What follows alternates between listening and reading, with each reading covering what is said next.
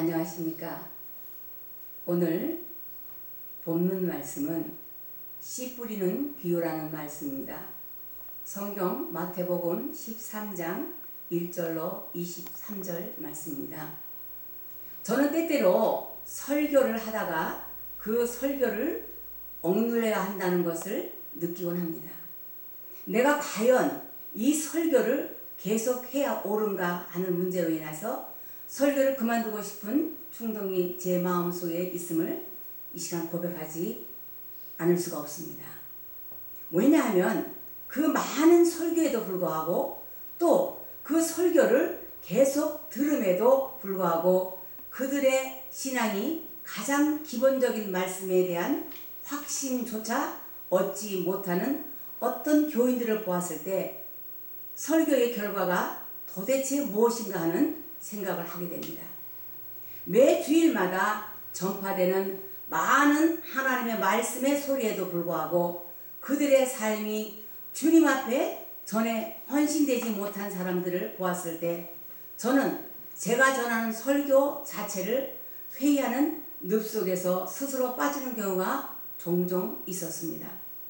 배경, 본문에서 예수님께서 하나님의 말씀을 듣는 회중들의 자세와 태도의 중요성을 통해서 하나님의 백성들에게 올바른 자세를 가르치고자 하였습니다.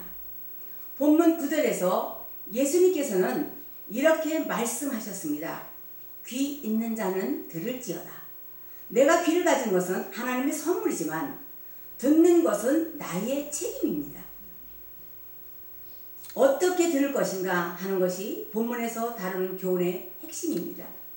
예수님께서는 지금 배에 타고 계십니다.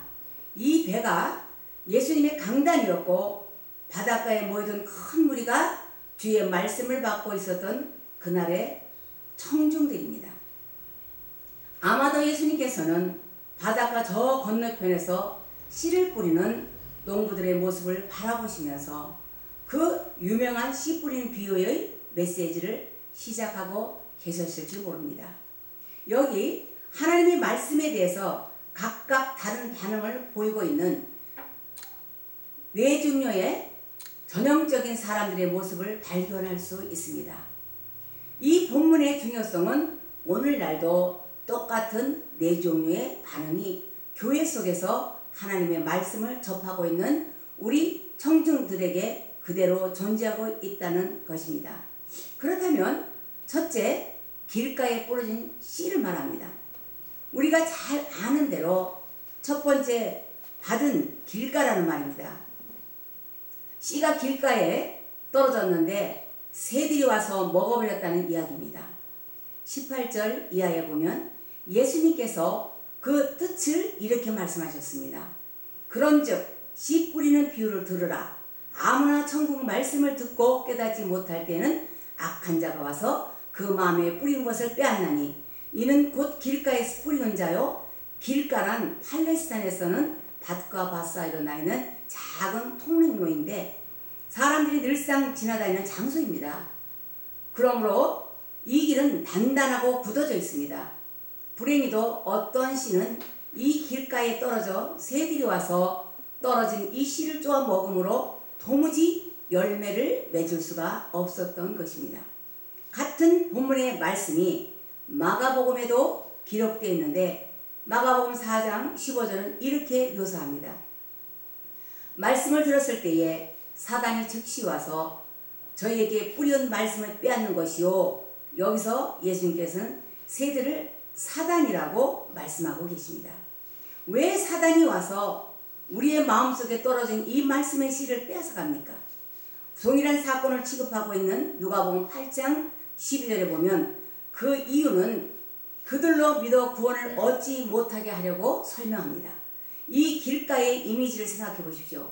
사람들이 다니고 또 다니고 많은 사람들이 지나다니므로 굳어진 이 땅은 새로운 씨를 수용할 태세를 갖추고 있지 않았습니다. 마음속에 너무 많은 사람들의 철학이나 여러 가지 생각들이 지배함으로 말미암아 하나님의 말씀을 받아들일 태세가 되어있지 못한 어떤 사람들의 이미지를 생각하지 않을 수가 없습니다. 본문에서 주님의 말씀의 초점은 무엇입니까? 이 씨가 떨어지자마자 새들이 쪼아 먹었다는 사실에 이 중요한 초점이 모아집니다. 주님께서 설명하시기를 이것은 하나님의 말씀을 듣고도 깨닫지 못할 때에는 악한 자가 와서 그 마음에 뿌린 것을 빼앗나니 이는 곧 길가에 뿌린 자라고 하셨습니다. 어떤 설교는 나를 피곤하게 만들고 어떤 날의 설교는 나를 깨우기도 합니다. 어느 날 나는 갑자기 설교를 통해서 하나님에 대한 갈등이 시작됩니다. 하나님, 그분은 어떤 분인가? 그 하나님이 계시다면 그분과 나는 어떤 관계를 맺어야 할 것인가? 생각만 하다가 어느새 축도와 함께 예배가 끝납니다. 뭐 이담을 생각하지 아무것도 가져가 주지 않는 단지 몇 가닥에 스쳐 지나가는 생각만 가지고 빼앗긴 말씀에 대한 허무한 상태를 그대로 안고 돌아갑니다.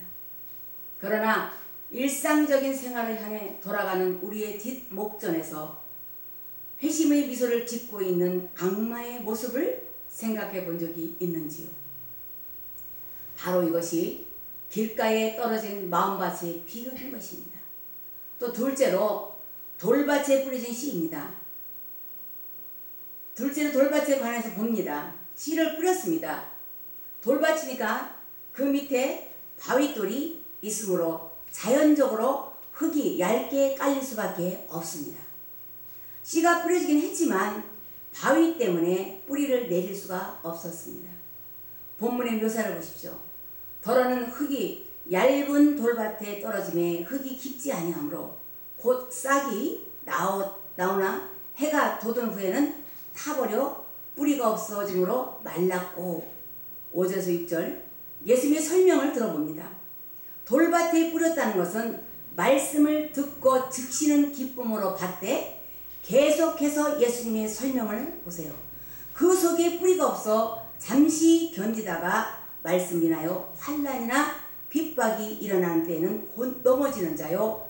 자, 말씀을 듣는 그 순간은 얼마나 좋은지요. 맞았어, 진리야. 이 말씀은 얼마나 위대한 하나님의 진리인가. 우리는 말씀에 전적으로 반응을 하며 기쁨으로 수용하지만 이 말씀을 따라가는 것이 삶에서 무척 불리하다고 느껴지는 순간 그 진리의 말씀에서 다시 등을 돌리기 시작합니다. 앞서 기술한 길가와 같은 마음밭의 적이 사단이었다면, 마귀였다면 우리의 육신은 언제나 편한 것을 도모하기 때문입니다. 우리의 육신은 나를 더 편하게, 나를 더 축복되게, 나를 더 형통하게 만드는 것만 계속적으로 찾습니다. 그러다가 내 육신을 고생하게 하는 것, 내 육신을 더 괴롭게 만드는 어떤 상황이 전개되면 그 상황이 진리인지 아닌지 구별하는 것은 아무런 의미가 없어집니다.